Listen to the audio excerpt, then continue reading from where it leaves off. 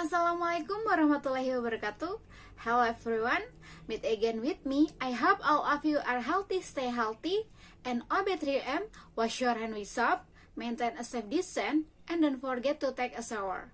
In our meeting today, I will present the 30 meeting in the LS Lab course for Public Relations. But introduce myself, my name is Jali Farlina, and my ID number 4119084 in class 41.4A.37 with majoring in Public Relations, Faculty of Communication and Language Science. Without lingering any longer, let's start. Please listen and enjoy watching. Why cats and dogs are enemies. A story from China told by a mouse, adapted by Bestie, read by Natasha. There was a house that I used to visit for my supper sometimes. I knew the way in very well. There was a teeny little door by the back window, so small that you will probably never notice it, but I'm a mouse and I can squeeze through the tiniest of entrance. To tell you the truth, the joint was going downhill. Every time I visit, there were fewer and fewer crumbs. It was hardly worth going there anymore, and besides, they were dangerous. They had a cat. This cat was getting skinnier and skinnier, and I should have known that he would be on the lookout for a tasty morsel such as me. This is how I got caught. I wasn't paying enough attention. I got distracted. Although I have a twisty nose, I'm not nosy in the other sense of the word.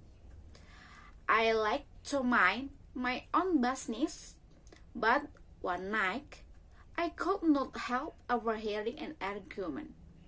The man and the woman and the house were so loud. "It's all your fault we're starving," said the woman in a high-pitched voice that sounded most distraught. "You shouldn't have gone and sold my mother rings behind my back. All you got for it was an old horses that went lame. No, we've got nothing. What's your mother rings got to do with it?" asked the man. "Because I told you 1,000 times, the person who wears that ring will never go hungry." "Well, I don't believe it in that magic and nonsense," replied the man. "You don't believe in anything I say. That's why you are so thin your trousers keep falling down around your knees." Oh, that was quite an argument. But now I understood why the house was getting so poor. The man had sold the magic ring that kept the ladder stocked up. I wish I had a ring like that, I thought. It was also interesting that I hung around for a fraction too long. That was my big mistake. Bam! Everything went black. "Am I dead or alive?" I thought, but I soon knew that I was alive because I heard a voice that I recognized. The dog, a scratchy,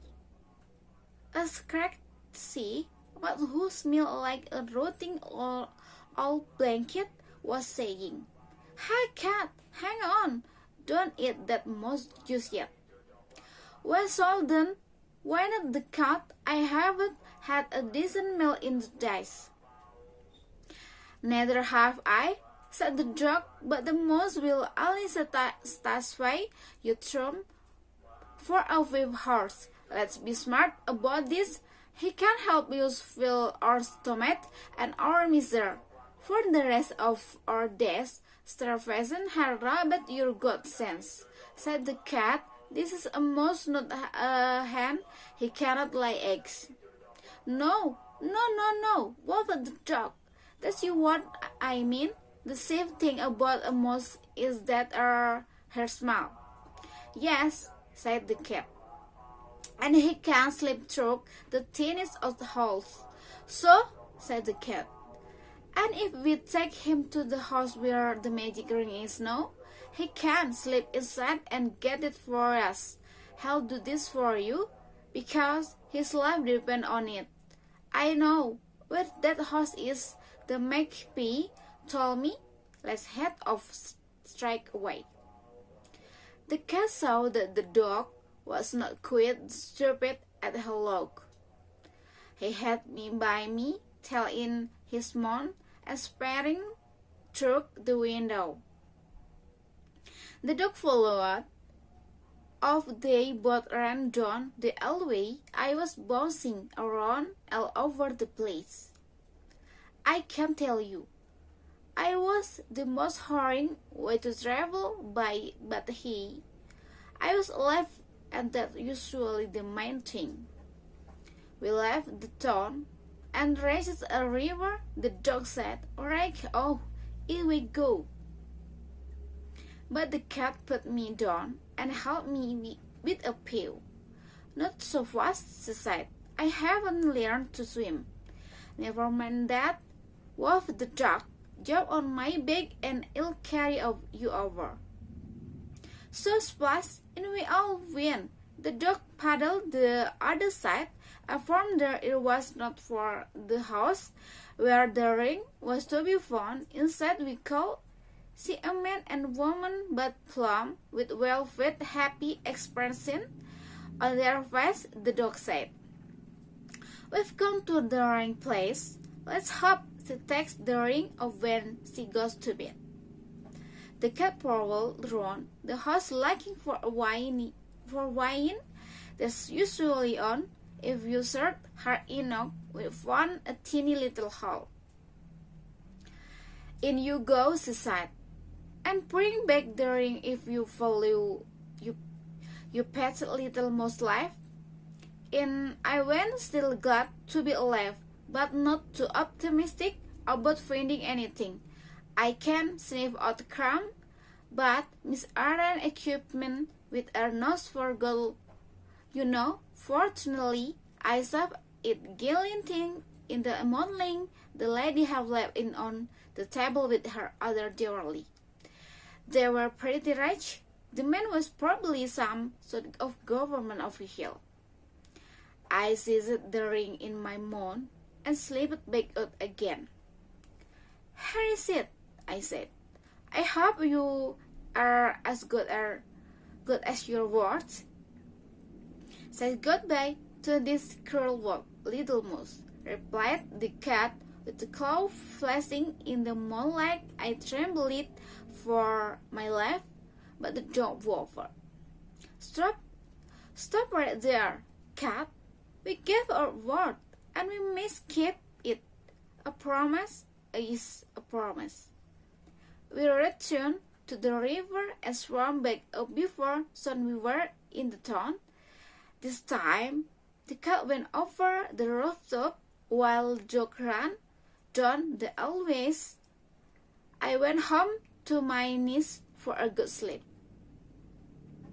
Now there is follow-up to this story. A few weeks later, I was going past the house where the cat and the dog lived. The light was on. I looked through the window.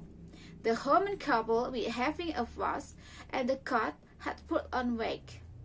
So it's true, the owners of the magic ring will never go hungry.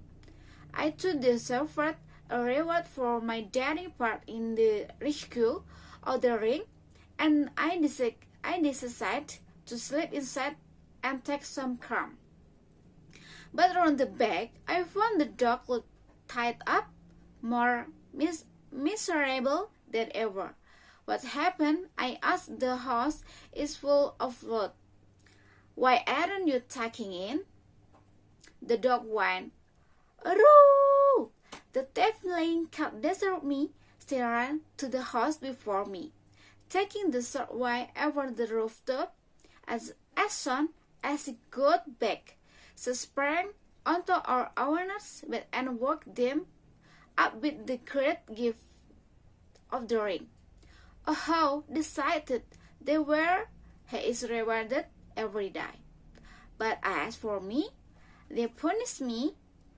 They think I am just a smelly, useless animal, and they tie me up outside. I'm lucky if they remember to throw me a scrap. Grrr.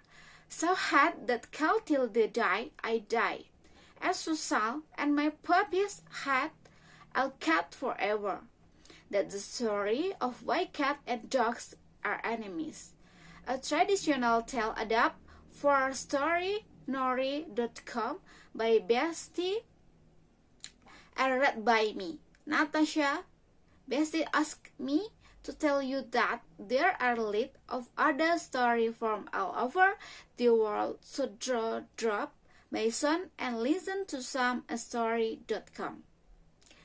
Thank you. Bye.